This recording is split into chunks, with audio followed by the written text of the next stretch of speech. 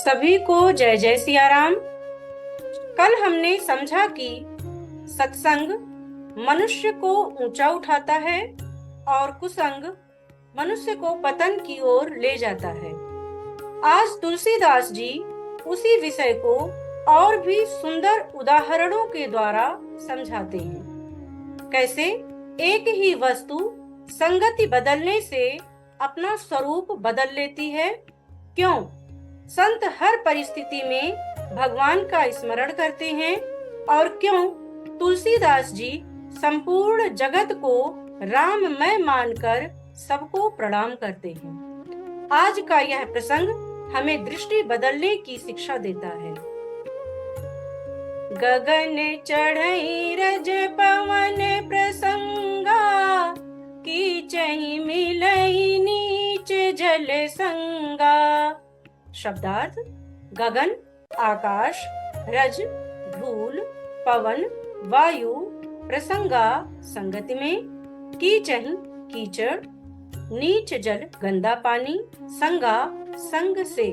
भावार्थ: धूल जब वायु की संगति पाती है तो आकाश तक पहुंच जाती है और वही धूल गंदे पानी में मिलकर कीचड़ बन जाती है। विशेष शिक्षा: संगति मनुष्य के जीवन की दिशा तय करती है। अच्छा साथ साधारण व्यक्ति को भी ऊंचाइयों तक पहुंचा सकता है। बुरी संगति महान व्यक्ति को भी नीचे गिरा सकती है। साधु असाधु सदन सुख सारी, सुमिरहि राम देहि गनिगारी। शब्दार्थ: साधु संत, असाधु दुष्ट, सदन घर, सुख सारी सुख दुख की स्थितियां, सुमिरहि स्मरण करते हैं राम भगवान श्री राम, गारी अपमान। भावार्थ: संत सुख हो या दुख, सम्मान मिले या अपमान, हर परिस्थिति में भगवान राम का स्मरण करते हैं। विशेष शिक्षा: परिस्थितियां बदलती रहती हैं, लेकिन सच्चा भक्त परिस्थितियों से नहीं भगवान से जुड़ा रहता है। धूम कुसंगति कारिख होई, लिखिए पुराने मंजुमसी सोई। शब्दार्थ: धूम धुआं, कुसंगति बुरी संगति, कारिख कालिक, मंजु सुंदर, मसी स्याही। शब्द भावार्थ: धुआं कुसंगति से कालिख बन जाता है, लेकिन वही उचित रूप में प्रयोग होकर सुंदर ग्रंथ लिखने वाली स्याही भी बन सकता है। विशेष शिक्षा: व्यक्ति का मूल्य केवल उसकी वर्तमान स्थिति से नहीं आंकना चाहिए, बल्कि सही दिशा मिले तो जीवन बदल सकता है। सोई जल अनल अनिल संघाता, होई जलद जग जीवन दाता। शब्दार्थ: जल पानी, अनल अग्नि, अनिल वायु, संघाता संयोग, जलद बादल, जीवनदाता अर्थात जीवन देने वाला।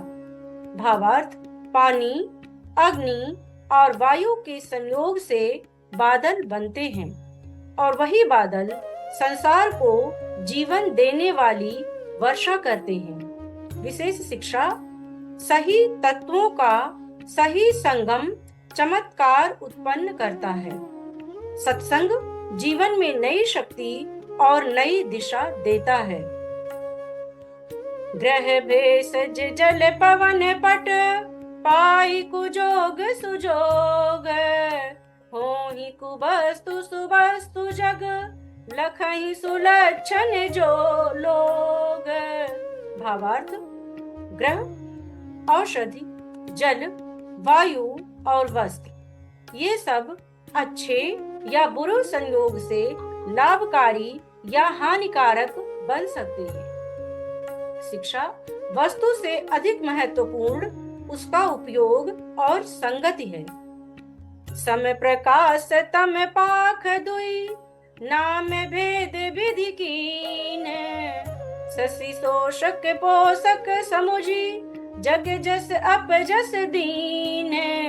भावार्थ, ईश्वर ने प्रकाश और अंधकार दोनों बनाए हैं। चंद्रमा कभी सुखद लगता है और कभी कष्टदायक। इसी प्रकार संसार में यश और अपयश दोनों ही हैं। विशेष शिक्षा जीवन में प्रशंसा और आलोचना दोनों आएंगे। संतुलित रहना ही उपयुक्त साधना है। जड़ चेतन जग जीव जत, सकल राम मैं जानी। बंदऊं सबके पद कमल, सदा जोरी जुग पानी। शब्दार्थ, जड़ निर्जीव, चेतन जीवित, राममय राम से परिपूर्ण, बंदऊं प्रणाम करता हूँ। भावार्थ, मैं संपूर्ण जगत को राममय जानकर सभी के चरणों में हाथ जोड़कर प्रणाम करता हूँ। विशेष शिक्षा, जब दृष्टि बदल जाती है तो हर प्राणी में भगवान दिखाई देने लगते हैं। यही भक्त की सर्वोच्च अवस्था है। देव दनुज नर नाग खग, प्रेत पितर गंधर्व। बंदऊं किन्नर रजनीचर, कृपा करऊं अब सर्व। भावार्थ, मैं देवता, दानव, मनुष्य, नाग, पक्षी, प्रेत, पितर, गंधर्व, किन्नर और राक्षस सभी को प्रणाम करता हूँ और सबकी कृपा चाहता हूँ। विशेष शिक्षा, सच्चा संत किसी से द्वेष नहीं करता। वह संपूर्ण सृष्टि को ईश्वर की रचना मानकर सबको सम्मान देता है। आज हमने सीखा, संगति जीवन को ऊंचा या नीचा बना सकती है। संत हर परिस्थिति में भगवान का स्मरण करते हैं। सही दिशा मिलने पर जीवन बदल सकता है। संपूर्ण जगत राममय है। सभी प्राणियों में ईश्वर का अंश विद्यमान है। सबसे बड़ी शिक्षा, जब दृष्टि राममय हो जाती है तब संसार में कोई भी पराया नहीं रह जाता। तो आइए आज की साधना को हम यहीं विराम देते हैं।